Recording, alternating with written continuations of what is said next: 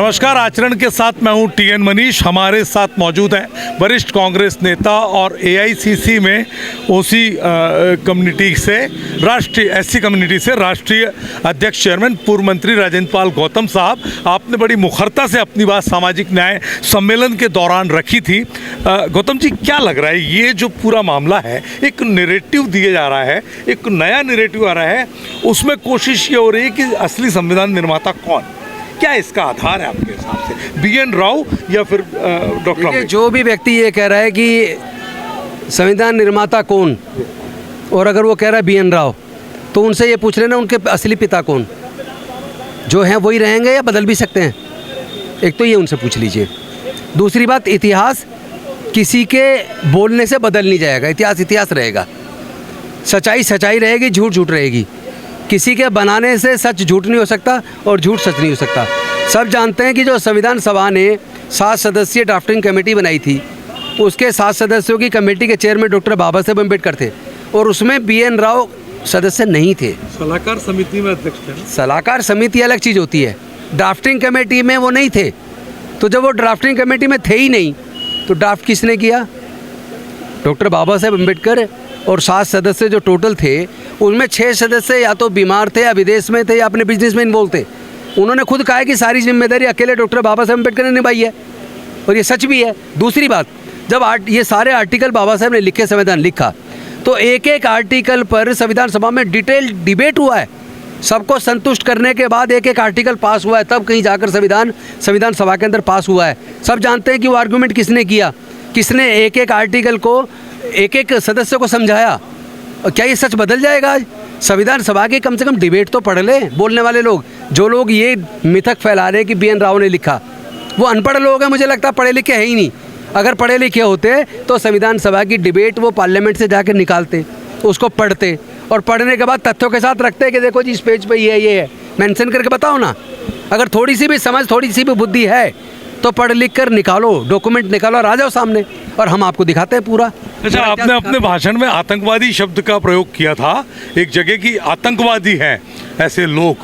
मैं ये कह रहा हूँ, कोई भी व्यक्ति जो नफरत फैलाने की बात करेगा, जो आपस में प्यार मोहब्बत को तोड़ने की बात करेगा, जो डॉक्टर बाबा साहेब अम्बेडकर की मूर्ति को हटाने का विरोध करते वक्त जय श्री राम का नारा लगा रहा है, जो किसी को जय भीम बोलने पर मार पिटाई करके जय श्री राम का नारा लगा रहा है, किसी की टोपी उतार कर दाढ़ी नोच कर जय श्री राम का नारा लगा रहा है, वो राम को बदनाम कर रहा है। वो देश को तोड़ने की साजिश कर रहा है, देश में नफरत फैला रहा है, आतंक फैला रहा है। और आतंकवादी की डेफिनेशन में जो आतंक फैलाए वो आतंकवादी। लेकिन जो स्वर्ण जाति के लोग, जो मानवतावादी हैं, जो न्याय को समझते हैं और जो इंसानियत को मानते हैं, जो देश को एकजुट रखना चाहते हैं, वो कभी नफरत की बात नहीं करते। गौतम साहब, इसमें एक बात और आ रही है, मैं डे 1 से इसको पूरा फॉलो कर रहा हूँ। हो ये रहा है कि उसमें अब ये बात की जा रही है कि प्रक्रियागत तरीके से विरोध है, प्रक्रिया पूरी नहीं की गई, बिल्डिंग कमेटी की परमिशन नहीं थी, बहुमत नहीं था, और किसी तरह की अनुमति नहीं थी। देखिए, वो जो भी ऐसा बोल रहा है, उसको ये अधिकार दे किसने दिया? किसने दे दिया उसको अधिकार? बेशक वकालत के पैसे से जुड़े, हम भी वकील हैं, हम भी वकील, हम जानते हैं। अगर सुप्रीम कोर्ट के अंदर कोई पिटीशन आते और सुप्रीम कोर्ट डिसमिस कर दे, तो क्या आप सुप्रीम कोर्ट के खिलाफ आंदोलन करोगे, उनके खिलाफ गाली गलौज करोगे, उल्टा सीधा बोलोगे, जेल जाओगे, जेल सीधे? नहीं, प्रक्रियागत विरोध क्यों कर रहे हैं? एक बात समझिए, जब सुप्रीम कोर्ट, जब हाई कोर्ट के चीफ जस्टिस ने उसको पास कर दिया, बहुमत से सारे जजेज ने पास कर दिया, वो तो उनका कहना है कि बहुमत नहीं है। उनके कहने से थोड़ा ना होगा। डॉक्यूमेंट देख लीजिए, बिल्डिंग कमेटी ने भी पास किया है, राज्यपाल ने टाइम दिया उद्घाटन करने आने का, वैसे ही दे दिया क्या? मतलब वो जो कहें वही सही है, बाकी सभी गलत हो गए, पूरा देश गलत है। और वो BN राव को कहेंगे वो संविधान निर्माता, तो वो चलेगा, और दुनिया कह रही है कि बाबा साहब ने संविधान में, वो नहीं चलेगा। वाह, ये कौन सी बात? मामला किस स्तर पे आपको लगता है इसका सार्थक पटाक्षेप किस तरह से? एक ही होगा, ये लोग देश तोड़ने वाले हैं, ये देश के दुश्मन हैं। ये हम लोग पाकिस्तान से, चाइना से कैसे लड़ेंगे जब ये अपने समाज में आपस में लड़ रहे हैं, यही ऊंच नीच की भावना फैला रहे हैं, यही जाति के नाम पर उत्पीड़न कर रहे हैं। इन जातिवादी लोगों को देश के लोग जवाब देंगे। और स्वर्ण जाति के लोग भी, जो मानवतावादी हैं, जो न्याय चाहते हैं, जो लोग संविधान के साथ हैं, देश के साथ हैं, वो भी इन लोगों का विरोध करेंगे। तो आपको लगता है मूर्ति विवाद का क्या होना है? क्योंकि अब मूर्ति की नहीं है, मूर्ति की नहीं है बात। तो ये है कि अभी जो अलीगढ़ में घटना घटी, एक जो लड़का जय श्री राम, जय भीम बोल रहा है, उसको आप पिटाई कर रहे हो और जय श्री राम बुलवा रहे हो, ये क्या है? ज़बरदस्ती कैसे बुलवा लोगे आप?